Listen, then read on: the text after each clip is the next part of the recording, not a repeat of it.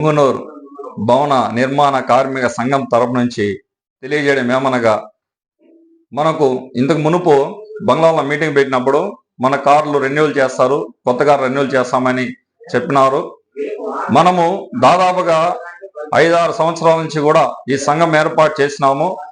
దీనికి అనుగుణంగా మన కార్మికుల ఐక్యతగా ఉండి కార్మికుల ఆఫీస్ తెరిపించాలని ఇంతకు ముందు కూడా తెలియజేసినాము. మనము రాష్ట్ర వ్యాప్తంగా సోమవారం 28వ తేదీ అందరూ ధర్నాలు చేస్తున్నారు. దీనికి అనుగుణంగా మన పొంగనూరులో మన భవన నిర్మాణ సంఘానికి అనేకమైన ప్రజా సంఘాలు మన అందరూ యూనియన్ ఒకటై ఆ రోజు ధర్నా చేయాలని నిర్ణయించినారు.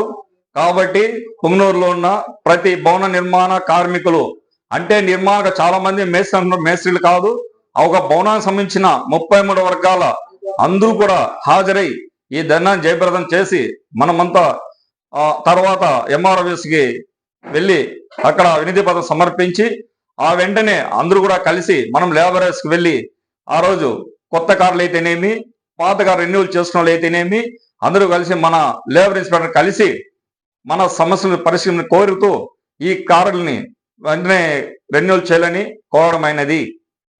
ఈ ధర్నాన్ని జయప్రదంగా కోరుతున్నాం.